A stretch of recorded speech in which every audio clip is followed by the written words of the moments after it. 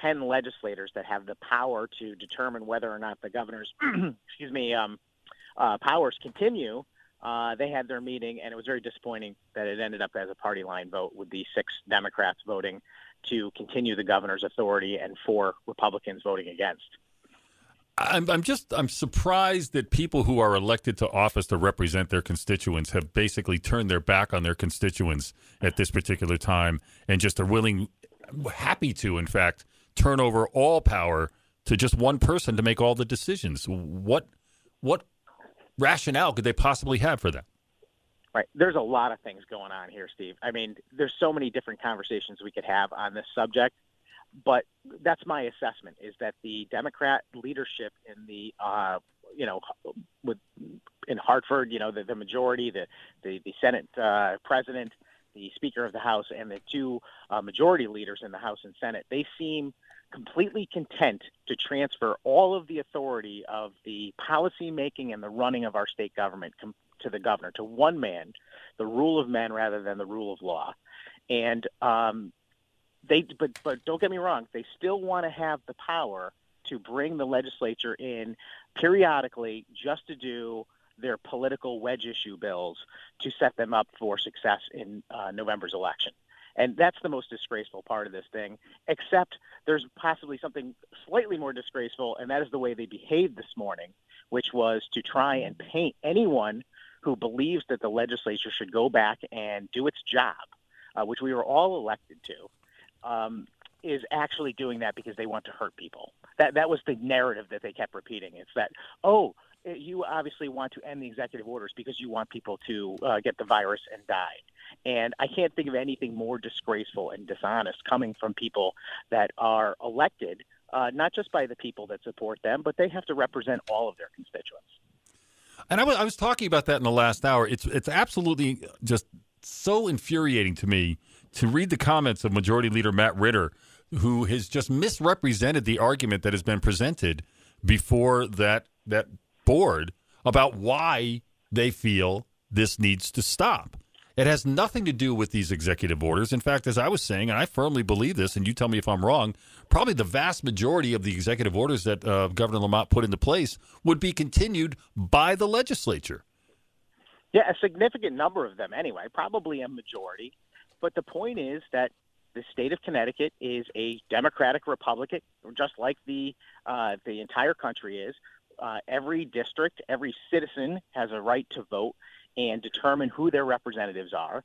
And the way we make policy in Connecticut and America is the people have a say. They elect people that actually look out for their interests, and they go up to Hartford and they vote on these issues after lengthy debate. We don't just let one man decide on a daily basis, whatever his whim is on that day, to make the policy.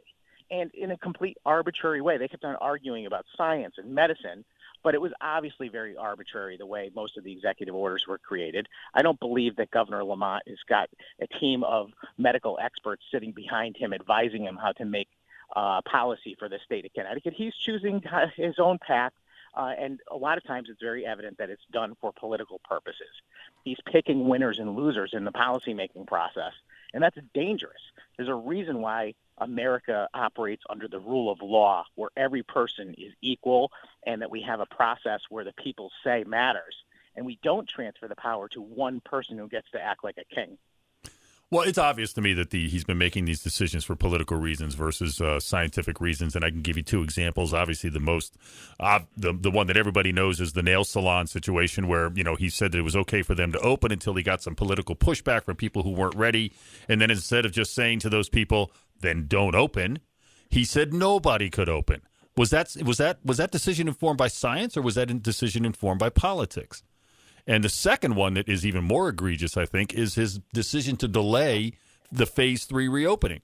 We were originally told, flatten the curve. We were originally told, let's get these numbers down. We successfully got the numbers down to a level that unheard of. No one could have possibly imagined. I mean, when we have 60 people in the state, are hospitalized because of this, and we're still pretending this is a crisis.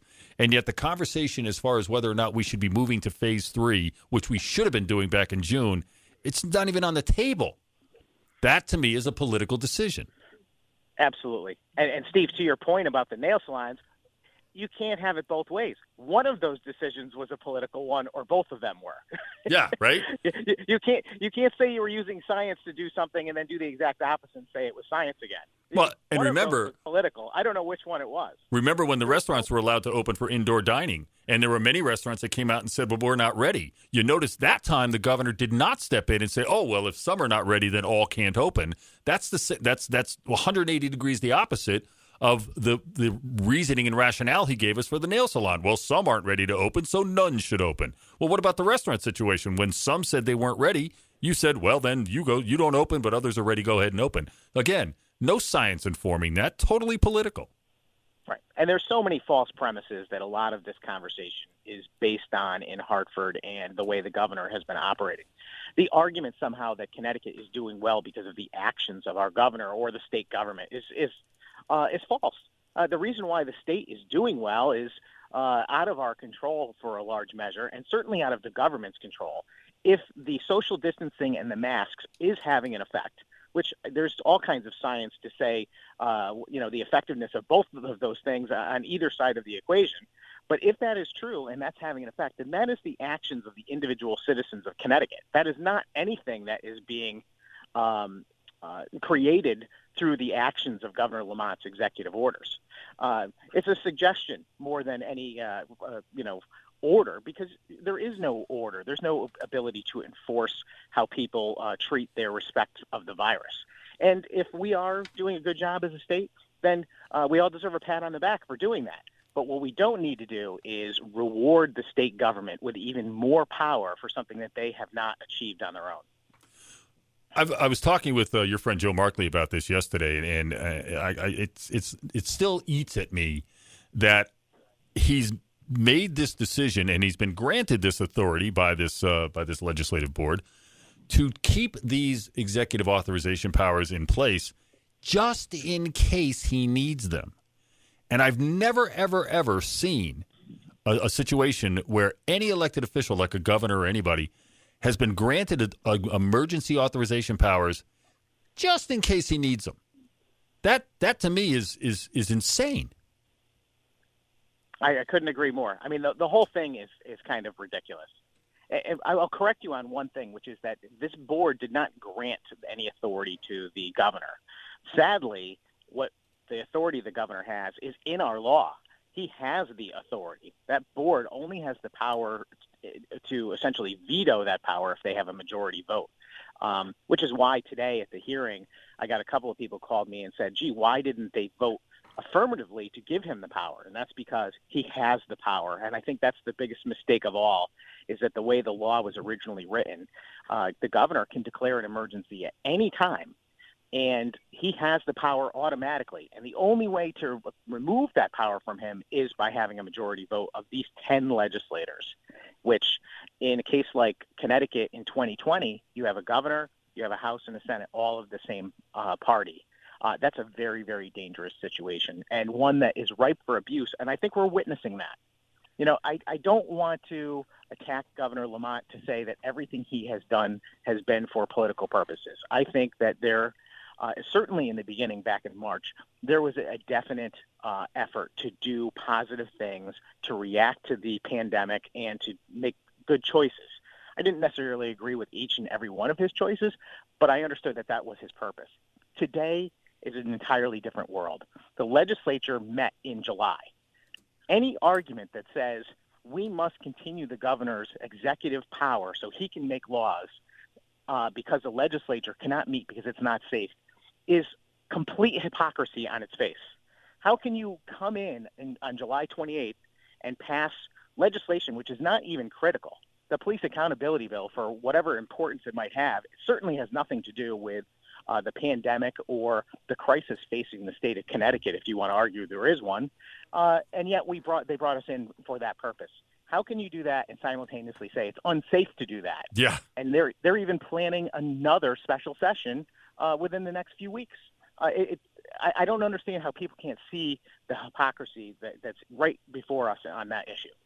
The letter that you wrote to Governor Lamont, you actually point this out and you say, look, even the special sessions that you are calling are for these little meaningless, I mean, not meaningless, but these non-essential issues, as opposed to looking at what we're facing as far as our economy, looking at these evictions and these moratoriums that are put in place on evictions. Look, I know someone who owns a couple of apartments, and he's basically been told by his bank he can't get a forbearance on his mortgage. He has to pay his mortgage every month. But he's also being told that if someone doesn't pay the rent, there's nothing he can do about it. Well, where is this person supposed to get the money to pay his mortgage if not through the people paying their rent? And he should have some sort of recourse for that. I couldn't agree more. That policy being put forth by the governor of the state of Connecticut is fundamentally wrong. It is flawed on so many levels. First and foremost, the agreement between that landlord and tenant is a private contract between two adult citizens. The state government has no business interfering with what their terms of that agreement are. And if the state of Connecticut wants to develop a policy to benefit some parties in the state, people that are hurting because they don't have an income or housing, in fact, then they can do so. But they cannot do so by picking one side of that contractual agreement and saying, we're going to benefit you at the expense of the other person. That is just madness, and that is pure politics and something that should not happen in America. Especially since we've had stimulus payments, we've had these enhanced unemployment benefits payments, we've had all of these monetary financial assistance programs put into place, and then you turn around and say, oh, by the way, with all of this additional cash that you've got, don't worry about paying your rent. There's nothing that can happen to you. I mean, it's again, it's just absurd that we have people in Hartford, or a person in Hartford, who doesn't understand the realities of that. Well, I don't know if it's a matter of not understanding it or just not being concerned with, a certain element of the voting public.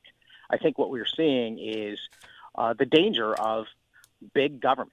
When the government grows so large and has so much power that it can influence the lives of its citizens, is completely dangerous. When the government can make policy for the purpose of basically affecting the next political election by being able to engender favor with some segment of the population at the expense of another. That's what we're witnessing. That's the whole point of our founders saying that the government should be small and stay out of the lives of people. Because once you have government and you have individual lawmakers who are up for election being able to say, well, I can exploit this small population to benefit this large population just for the purpose of winning votes, we've lost any sense that there should be a rule of law that applies to everyone equally. Yeah, I don't know who it was that said it. I can't remember the person, but it's from way back in the early days, in the early founding of the country. But somebody said that a democracy can only exist until the voting public realize that they can vote themselves largesse from the public till, which is where I think we're at right now. People are not voting for the best interest of the country. People are not voting for the best interest of a solid, stable society. They're voting to make sure that they continue to receive the largesse. Yeah, even worse, Steve, is that that's what people expect from government now. A lot of constituent calls I receive from very, very nice people end with a discussion about what the role of government is, because I try and take the opportunity to show people what their government should be doing and what it should not be doing, and how its over-involvement in the lives of people ends up creating more problems than it solves. And that's something that's missing from education. We're missing a discussion of American history, why this country was even formed, the value of opportunity and freedom combining to create the greatest period of prosperity in the history of the human being. These things are not taught in school, and either is this concept of the role of government. And it just scares me that that's the expectation that a lot of people have. I'm in a political election right now, and my opponent, almost every comment out of his mouth is something about what he is going to do for the people. And, doing for the people is a double-edged sword, because you can't do anything for any person without taking something from some other person. And we have to be very, very careful of that. Correct me if I'm wrong, but isn't every single House and Senate seat up for re-election this year? Yes, it is. Okay. The only person who's not running for re-election this year, then at the state level, is the governor. That is correct. Interesting. And he's the one running the state with complete and utter power and no ability for the people to check that power. Interesting. It sounds to me as though they're, especially the people who voted to not to rescind this emergency powers, are more than happy to not be held responsible for any decisions they might have to make. Yeah, like I said, that's a lot of what's going on. The Democratic legislators in Hartford love this situation. Governor Lamont can make the hard decisions. He can take the heat. He can do the big, broad strokes of policy that they want to do without having to answer to their constituents. And then they can come in and they can pass their politically charged wedge issue bills to benefit their members in the November election. Probably my worst and most sad experience serving in the legislature, which has been a tremendous honor for me, Steve. And we do a lot of good, and I'm very proud of those things. But the bad thing that I keep witnessing is that more and more policy is being made for political purposes. When I first got there, policy was there and drafted for the benefit of our constituents and a desire to improve the future of Connecticut. Democrats and Republicans both. That's what we were arguing about. Today, the policy that's being made is designed to affect the electoral outcome. We're making policies so that we can make the other side look bad. It's terrible. It is truly, truly terrible. And when the eye, you got to keep your eye on the ball. If you're not focused on making good policy and you're simply paying politics, obviously the culture and the society is going to suffer, and we're witnessing it. We are at an unbelievable crossroads in this country because we have lost our way.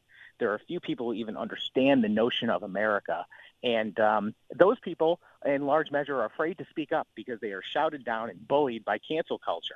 And, if I have a focus in my duty as our state senator in this area, it's to stand up against that. I have two focuses. I want to fix this state. I want to rebuild Connecticut, make it a better place for people to live, to work, and retire, make it a more attractive place for people to want to be instead of considering leaving to go to another state for greener pastures. And the other thing I want to do is I want to remind people of how great this country is and why we need to get back to those American principles, because that's our path to prosperity. It's the one that made us prosperous to begin with, and to the extent that we drift from it, that's when we're going the wrong way. We have to get back to those things.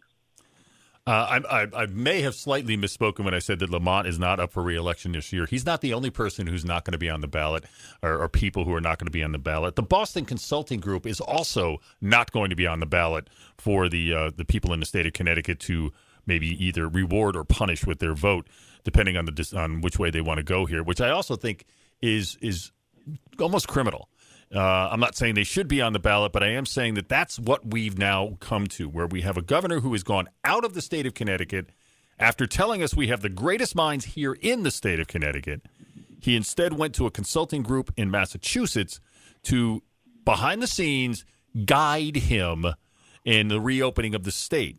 And yet those people will never be held accountable for the decisions that they are making by the voters in the state of Connecticut. I agree.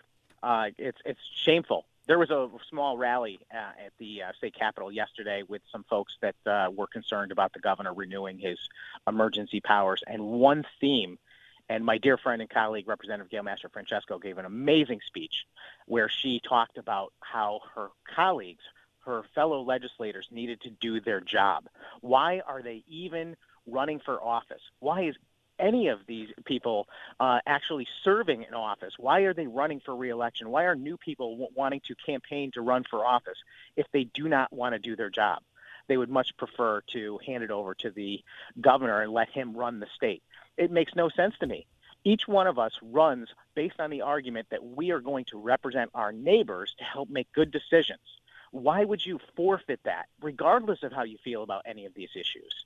And, we started this conversation, and I just want to make it really clear to anyone listening that the arguments being made by Representative Ritter and Senator Looney and Senator Duff, et cetera, those are false claims.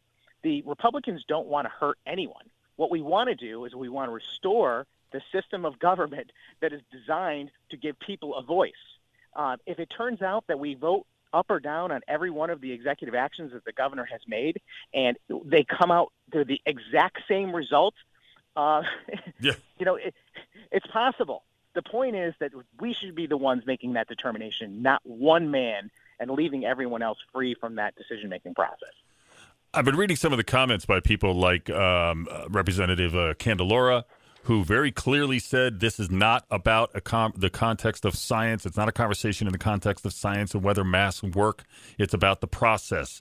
Senate Minority Leader Len Fasano saying the same thing. This isn't about the executive orders or the science. This is about the process. We are asking to be involved in the process as our state works to protect the public. Themis Claridis making the same sorts of comments. You making the same sorts of comments. There's been not a single comment by a single Republican that has said, look, we disagree with the science. We don't know if this is safe. We don't, there were a few comments at the rally yesterday that were in this CT Mirror article about, some questions on the science. But as you and I have talked about, that's just the questions of how they're justifying their decisions. But overall, this discussion, this meeting that was had this morning, and this vote that was taken was not anything about the science or whether or not people think masks work or not. But as you mentioned, Representative Ritter, his comments that I've read here in the CT Mirror article in the last hour are offensive to me, absolutely offensive to me, because this arrogance, this attitude that, oh, look at those flat earthers, look at those science deniers over there, when the conversation had nothing at all to do with the actual decisions being made, but how they're being made. You're completely correct, Steve. It's obviously just a diversion because they can't have the conversation about process because they know they are being irresponsible. So the simplest thing to do is to play politics and to fearmonger and to try and claim that your political opponents are up to something evil. And that couldn't be farther from the truth. What I want to do, Steve, is represent my constituents. Yeah, if well, that's your Matt job. Wants to say that's evil, well, God bless him. But I think that most people in this district would say, yeah, you know what, I'd actually like to have the guy that I elected, the guy that I voted for, up there speaking on my behalf, making my concerns known, instead of just transferring over to one person who may or may not agree with me on a daily basis. That's the way our system is supposed to work. And the argument that they're making that it cannot work that way is a fallacious one, proven by the fact that they have already brought us in for special session and they want to do so again. Yeah. We could easily be called in tomorrow, the next day, and go up there and vote on each one of these issues that is before us as an executive order, a law made by one person. We could vote on all of them within a few days. There is no urgency that says that the governor's powers have to be renewed, and think the earth will shatter if it doesn't happen. I want to just talk a little bit about, and you mentioned the makeup of this legislative committee that voted this morning, being the majority leaders, minority leaders, basically a 6-4, divided right down 6-4, and it was a party line vote. I brought this up to Senator Abrams at a town hall meeting over the summer when it came, or not over the summer, but I think last year when it talked about tolls. When they talked about that, they were going to put together this oversight board that was going to oversee the Department of Transportation and any decisions that the DOT made when it came to the tolls and how the tolls money was spent. And they said, and it's going to be a bipartisan board because it's going to have these people and those people and these people. And then I broke it down and I realized the vast majority of people that were going to sit on that board were going to be appointees of Governor Lamont. There were going to be 4 votes for Republicans and about 10 that were either going to be Democrats or appointees of Governor Lamont and Governor Lamont himself. And I questioned them on that. I said, how in the world do you think that's a bipartisan board when you are very specifically creating this oversight board that will have an overwhelming majority of one side? That's not bipartisan. Just saying you got 1 or 2 Republicans on that does not make it bipartisan. Yeah, they set this up on many different policies that we have in the state on every subject, from transportation to public health and everything in between. There are very often task force and various oversight committees, and that's the typical construct. Is the governor gets a couple of appointments and the legislative leaders get a couple of appointments, but the majority always has more. And as a result, that's the way the policy is always made. In this particular case, the board we're talking about that voted this morning was established in the original law when it was drafted back in 2010 on the Civil Preparedness Act, which I have been barking about over the last 10 years because I ran across this statute when it was someone approached me about it on the subject of the governor's extreme authority to affect our constitutional liberties in the case of a public emergency. And I started looking at this statute, and I realized that if you have a situation like we have in 2020, where the governor is the same party of both of the legislative bodies, they can rule as a dictatorship ad nauseum, and they proved it today. The governor can declare an emergency anytime he wants, and the only way his emergency authority stops is if a majority of these 10 people say it does. And that's just not going to happen when they are all of the same party and of like mind. Yeah, especially in these political times. And again, the frustrating part to me is we've defined down what a crisis is, because if we look at where we were in March, and Demis Claridis made this comment so perfectly, the Connecticut of September is not the same Connecticut of March. The numbers were going up. The numbers were astronomically high. You can argue about how they're testing and whether they're testing wrong or anything else, but the numbers were very high. We all worked and we brought those numbers down. We did what we were asked to do. We flattened the curve. There was never at the time any discussion about eradicating or eliminating this disease, and I think it's unrealistic in the extreme because we will not eradicate or eliminate this. We need to learn how to live with it, and we can't live with it with our economy running at 86%. I completely agree. I had called on the governor over the past several days. You mentioned my letter, which actually was sent to the governor's office this morning. And I did that as a fail-safe if this vote went as expected this morning. I'm very, very saddened to say I only had 11 of my colleagues join me, all Republicans. But I'm actually very, very disappointed in my fellow Republican colleagues who did not come and sign that letter, and even more disappointed in my Democratic colleagues who should have signed it simply because it's the right thing to do and not a political partisan issue. If you want to do your job and represent your constituents, you sign the letter. It's that simple. So I called upon the governor, and now I'm going to call upon the Connecticut press corps and anyone that's watching our state government and reports on it to question the leadership of the legislature, the House Speaker and the Senate President, when they try and drag us in for a special session in a week or two, and ask them why they think it's okay and they can justify granting this power to the governor because it's unsafe for us to meet, and then call us in anyway to do political bills a month before Election Day.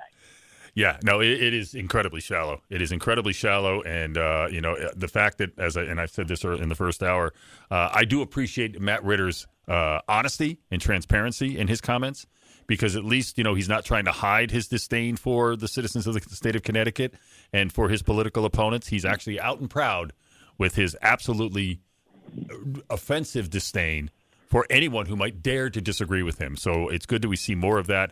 And I agree with you. I think the people in our press have much greater responsibility than they've ever had before when it comes to not just asking the question, but ask the follow-up question. That's the thing that bothers me is they get the answer out of the governor and they just nod their head and obediently write it down. And every time I read it or I hear it on the news, I think to myself, there's a follow-up question here. There's a very simple follow-up question here. Ask that. And they never do. Right.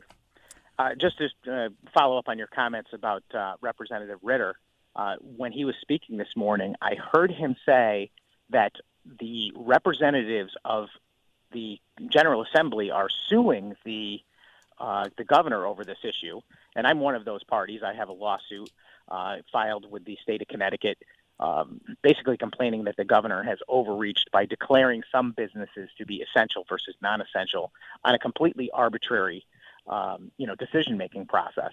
And that's absolutely true. But he followed that up by saying, can you believe there's actually legislators suing the state of Connecticut? They represent the state of Connecticut. And I wanted to jump through the screen of my television, Steve, because they do not, and I do not, represent the state of Connecticut. No. That is not what I do. I represent the 100,000 people in the 16th district when I'm debating with him and everyone else about what the policy for the state of Connecticut should be.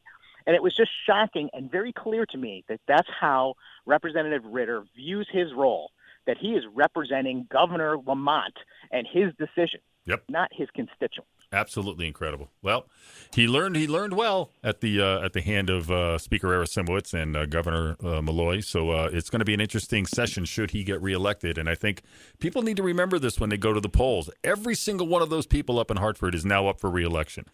If you want to see a continuation of this kind of government, just put those people right back in position, because they've made it clear they have no fear at all of the people going to the ballot box. They are just not afraid of that, because in the case of people like Representative Ritter, he firmly believes his position is secure and solid, and he will never, ever, ever lose it until he decides to walk away.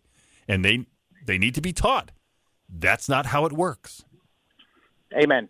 I would encourage anyone listening to find out whether or not their legislator signed my letter, which simply says I'm a state representative or a state senator who wants to do my job.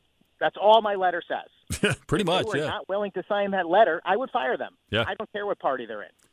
Absolutely. Senator Sampson, I really always appreciate having you here on the show. I think you've got a really good, clear-eyed view of how these things should go. And I think, again, the fact that you have to deal with this kind of misrepresentation of your argument on a regular basis, it's got to just drive you insane.